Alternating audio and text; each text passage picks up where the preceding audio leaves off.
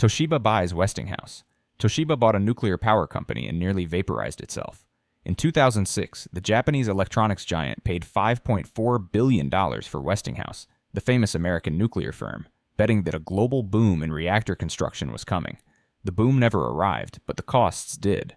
Westinghouse's flagship reactor projects in Georgia and South Carolina drowned in years of delays and billions in overruns, with the South Carolina plant eventually abandoned half-built. In 2017, Westinghouse filed for bankruptcy, and the losses blew a hole in Toshiba so enormous that the 140-year-old company had to sell its crown jewel, the memory chip business that actually made money, for around $18 billion just to stay alive and avoid being thrown off the stock exchange.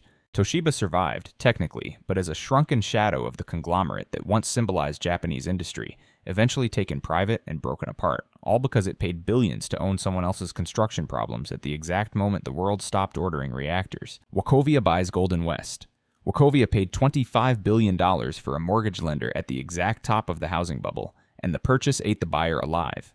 In May 2006, the fourth largest American bank acquired Golden West Financial, a California lender famous for its pick-a-pay mortgages, loans that let borrowers choose payments so small the debt actually grew each month.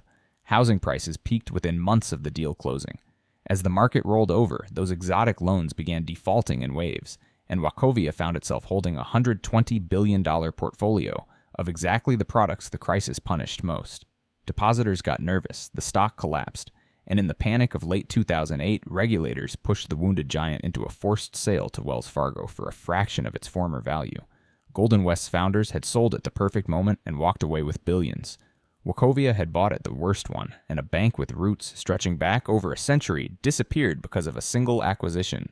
Comcast buys Sky. Comcast won a bidding war for Sky and discovered the prize was shrinking in its hands.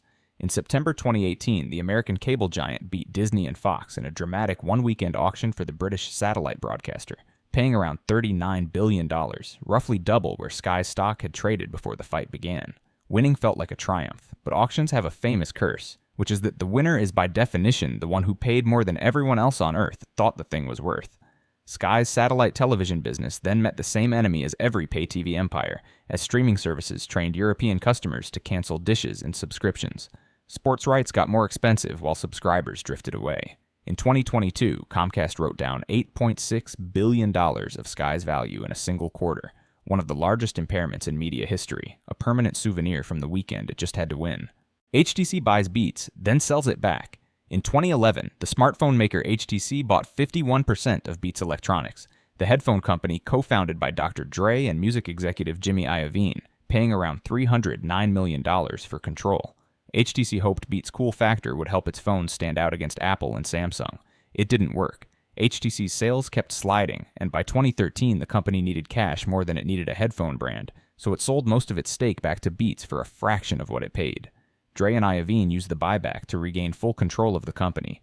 1 year later, in 2014, Apple bought Beats outright for $3 billion, the biggest acquisition in Apple's history at the time, making Dre one of hip-hop's first billionaires. HTC had owned a majority stake in a $3 billion company and sold it back for pennies on the dollar, just months before the payout. Sony buys Columbia Pictures. Sony bought a Hollywood studio at the peak of Japan buys everything panic, and the first act was a catastrophe.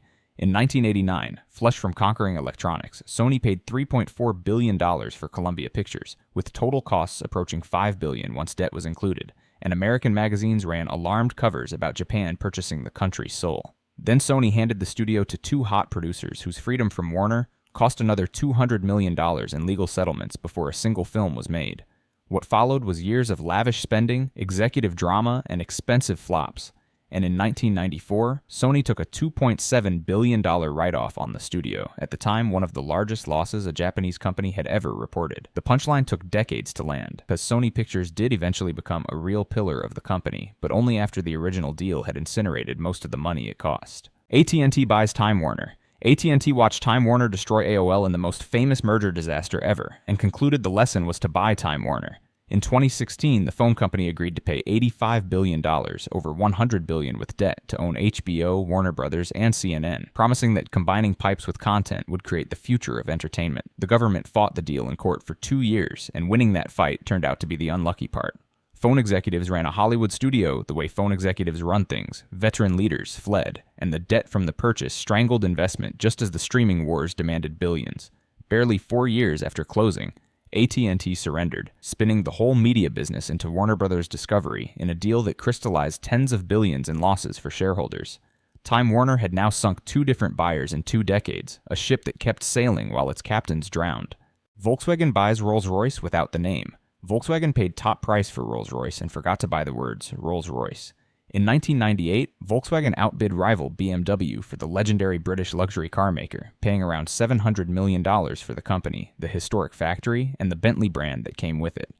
Then came the twist buried in the paperwork. The Rolls-Royce name and logo did not belong to the car company at all, but to the separate Rolls-Royce aerospace firm, which promptly licensed the trademark to BMW for roughly $65 million, less than a tenth of what Volkswagen had spent. The result was one of the strangest outcomes in automotive history, with Volkswagen owning the factory that built Rolls-Royces but no legal right to call its cars Rolls-Royces. And from 2003 onward, BMW built the real thing. Volkswagen's consolation prize, Bentley, did grow into a success, but the company had essentially paid a fortune to hand its rival the most famous name in luxury. Elvis sells his royalties.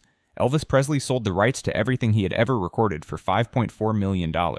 In March 1973, his manager, Colonel Tom Parker, negotiated a deal handing RCA the future royalties on Elvis's entire back catalog, more than 700 recordings including Heartbreak Hotel, Hound Dog, and Jailhouse Rock, in exchange for a one-time payment. Parker took roughly half under his notorious commission arrangements, leaving Elvis with a few $1,000,000 before taxes for the most valuable song catalog in American music. The timing could hardly have been worse, because Elvis died just 4 years later, triggering a permanent global industry of reissues, box sets, and anniversary albums that has never stopped selling, with every dollar of those old recordings flowing to the label instead of his family. His estate later fought Parker in court over the arrangement. Music executives still describe the deal in one word, and the word is not printable in a family video. Coca-Cola refuses to buy Pepsi. Coca-Cola had the chance to buy Pepsi for pocket change and reportedly passed on it more than once. In the 1920s and early 1930s, Pepsi was not a rival but a punchline, a struggling regional cola that went bankrupt twice, and accounts from the era describe its owners offering the company to Coca-Cola, which saw no reason to spend anything on a dying competitor. It was a perfectly logical decision, and it created the only real enemy Coca-Cola would ever have. Pepsi crawled back to life selling 12-ounce bottles for the same nickel as Coke's 6 ounces during the Depression, a value pitch that struck struggling families perfectly. The rivalry that followed consumed the next century through taste tests, celebrity wars, and marketing battles costing billions, and at one point in the 2000s, PepsiCo's total value actually passed Coca-Cola's. Every dollar of that 100-year war traces back to a purchase that would have cost less than a warehouse. Napoleon sells Louisiana. Napoleon sold a third of a continent for about 4 cents an acre. In 1803, France controlled the Louisiana Territory, a colossal stretch of land running from New Orleans to the Canadian border, and the United States initially approached hoping to buy just the city of New Orleans. Napoleon, needing money for war with Britain and having lost his ambitions in the Americas after a disastrous campaign in the Caribbean, stunned the American envoys by offering everything. The price was $15 million for 828,000 square miles, land that would become all or part of 15 states, including the entire heart of American farmland. And though nobody knew it yet, oil fields, gold, and cities like Denver, St. Louis, and Kansas City. The purchase doubled the size of the United States overnight and set it on the path to superpower. France got war money it burned within a decade in wars it ultimately lost, making this quite possibly the worst trade any nation has ever made.